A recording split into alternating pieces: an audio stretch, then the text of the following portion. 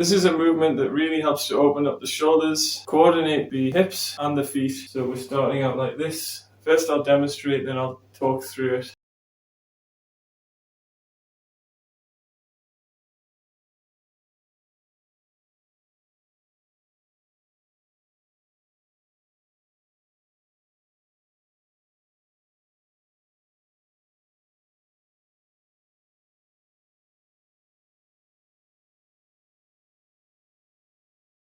So we start out in the horse stance, and we're keeping the body in the middle of the legs as we turn, externally rotating this and internally rotating this.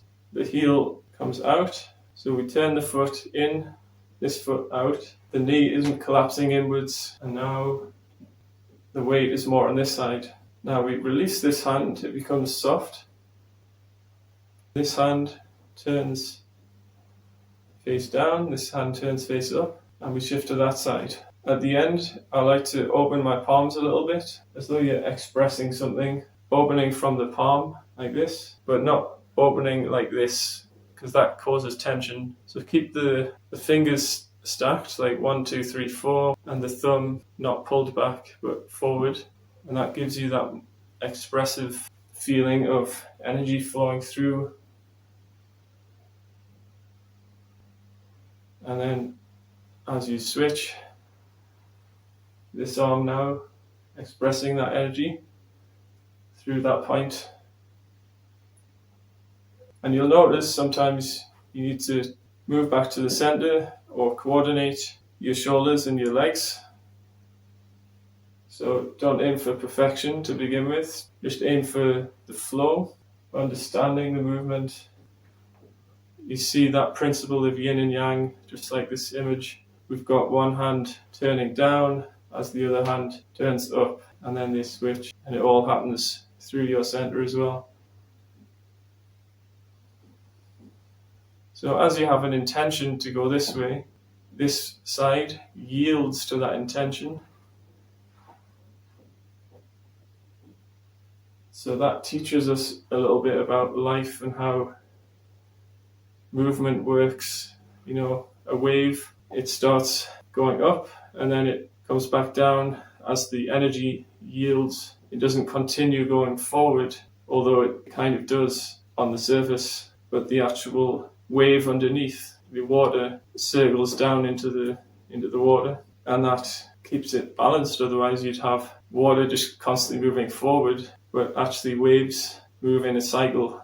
This also applies if you have a dream or you have a goal and you only focus on getting there to the end, then you forget about the journey, the process, and how to let go of attachment to that outcome, because as soon as you get there, you will have another idea. But when you realize it's a constantly evolving, constantly changing manifestation, and you can start to create that reality through this principle of like, what do I need to let go of in order to focus on this intention? And you can find that through movement, but you can also find it in stillness, standing and breathing, and simply letting go of whatever tension you're holding, what resistance you have towards a certain outcome or process. Like I say, when you focus on the journey, it's easier to get in the flow. I'm not saying goals are bad, it's just placing too much focus on them, on the end result. You know, I'm trying to get to here, but I'm not focusing on just getting to there. I'm feeling how that unfolds. And so this energy that comes through the palm starts here, it goes up through my body, and it expresses through the yin and yang as this arm turns up and this arm starts to turn down. But it's not like I'm directing my arm to go down. It simply happens as a balancing act. It's really hard to do, to split the yin and yang apart, because when you feel it, then you realize they are one. And of course, you need to be in your horse stance to begin with so that you can shift the weight.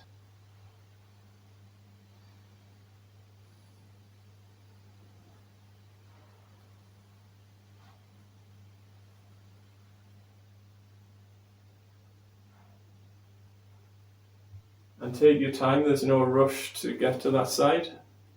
This is another thing of like, when we try to rush our goals, then we end up not making any progress.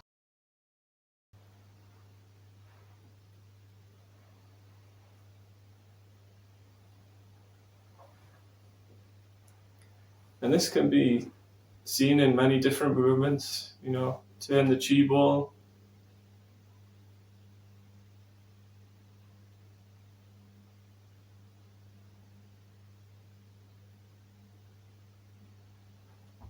This one we can be shoulder width feet.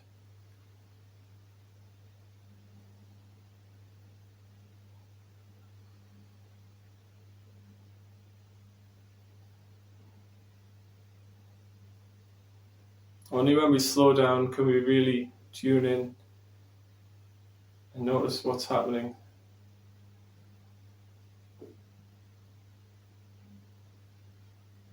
You can also see it in the cloud hands. There's the yin, there's the yang.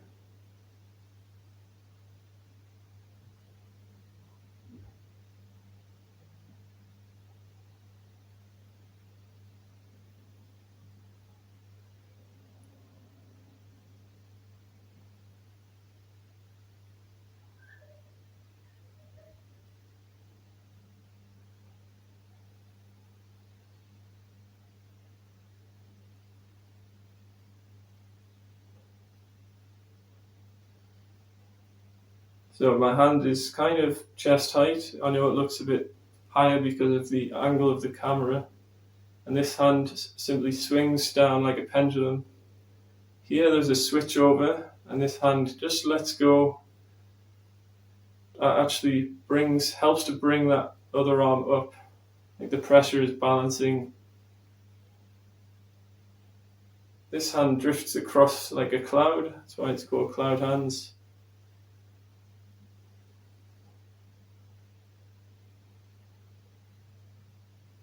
And you can also add, if you want, you can turn a little bit before.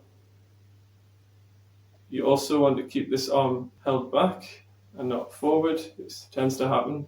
So we want a nice rounded, but not opening forward too much.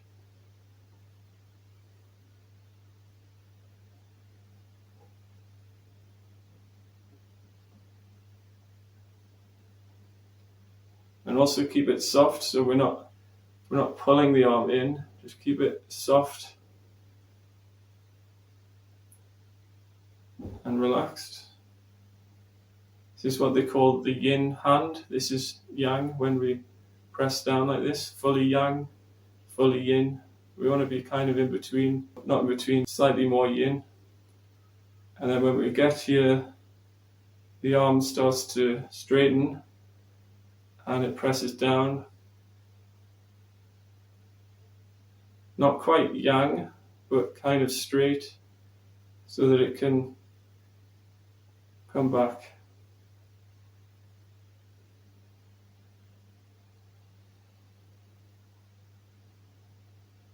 It might go a little bit yang actually, but it doesn't need to.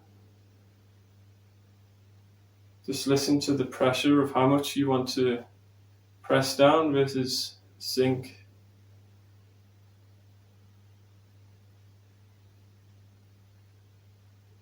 And notice how much is coming from the feet, how much of your weight is really grounded, and see how much you can allow the weight from your arms to go into the ground rather than carrying your arms up. Let them sink into the ground through the structure of the body. And so we're turning the waist. You can also shift weight if you want.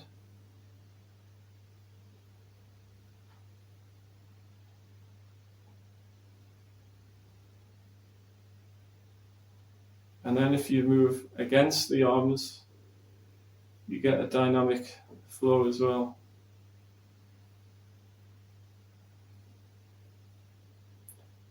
And another tip is to focus on the lower hand rather than the upper hand, because that keeps you grounded and stops you becoming too heavy on the movement. that would make you very heavy if I'm focused on this hand. But this hand is supporting it, so it's like, a tree holds itself up from the ground. It doesn't hold itself up from the top.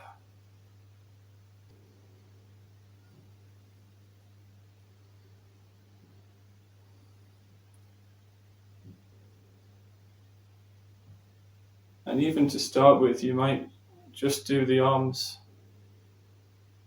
or one arm. So you've got a circle.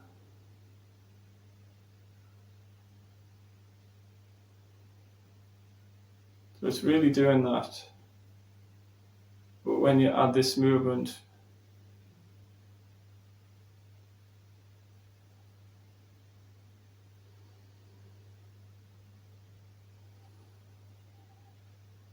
the circle gets a bit bigger, even though your elbow is still rotating pretty much.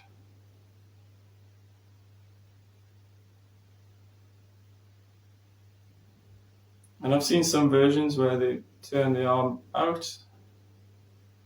Some people prefer to turn it face down sooner.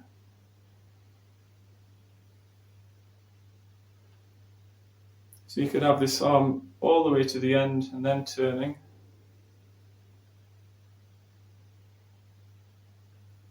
That's nice. Or you could have it going to here and have smaller clouds.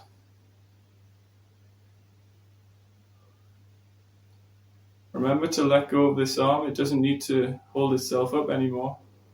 So we save that energy going down. And remember to anchor it. Once the hands align, this becomes the anchor for the movement. And then they move together. It catches up through the momentum, and then they move together. Sometimes you can feel the chi a bit more when you're doing smaller circles, simply because your arms are closer together and you can sense the field more. Whereas if you go on further out, you can feel the chi more in your arms because the meridians are opening up.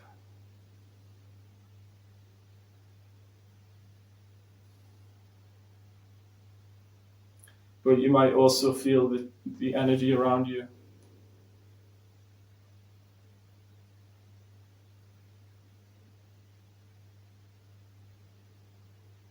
Again, I'm not holding my arm out too much, but I'm not pulling it back. If I was to turn my arms face forward, I'm thinking of lengthening the shoulders outwards, not forwards like this, which would be like holding the arms up.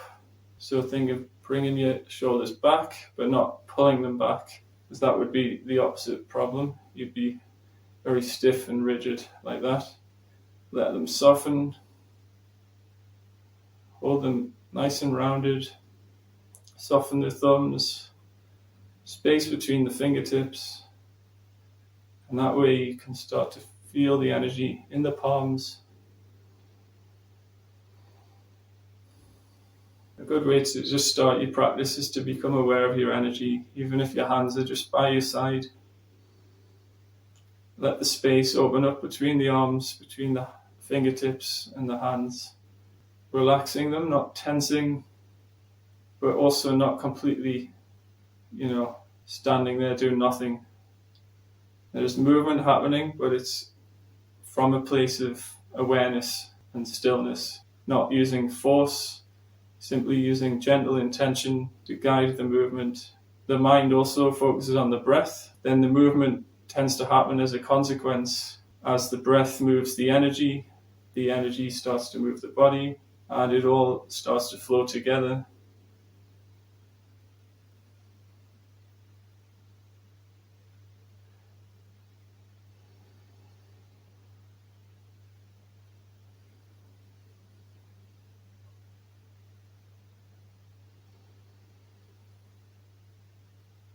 And when you're done, just bring the hands down to the side.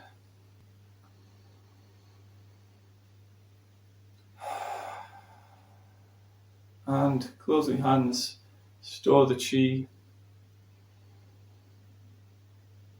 like to end my practices with bamboo in the wind. Feet together to put us slightly off balance, but you can feel the full foot on the ground, the toes, the big toe included. And you want to also feel the full spine. So you feel your lumbar, you feel your legs, feel the upper and the middle spine, and you feel the back of your neck, the crown lengthening up, chest slightly open. You can be proud, but gently proud, not arrogant. So soften this area while lengthening the shoulders outwards. And that gives you that circulation from the center out to the extremities.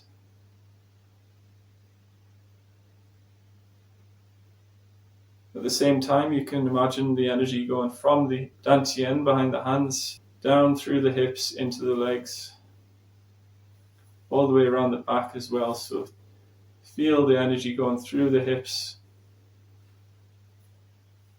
into the lumbar, and down to the feet. And stay flexible like a bamboo. Gently blowing in the breeze.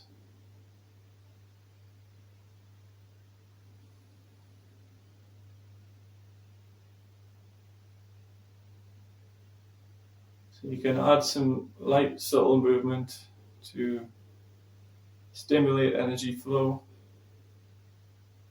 Or you can simply stay still and see what happens, see how your body responds to the energy.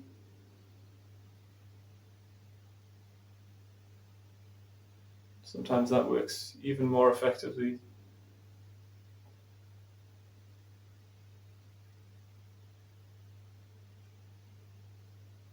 As we go deeper into the source,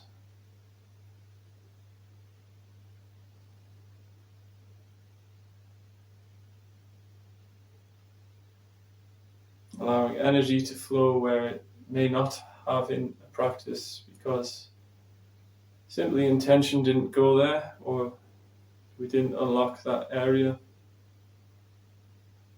Allow it to expand now.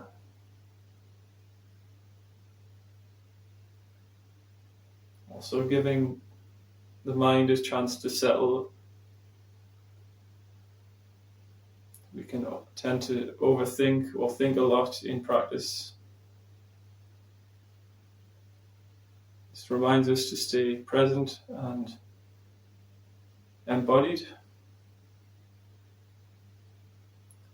And stepping out, even as we close the practice and start to integrate into daily life, we can remain in this embodied state, this inner stillness.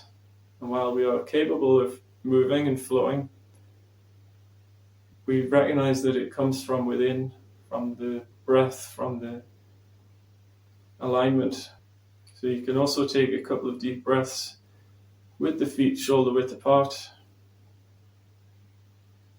softening any tension down to the ground. I'll begin to move the arms a little bit, move the legs, staying embodied.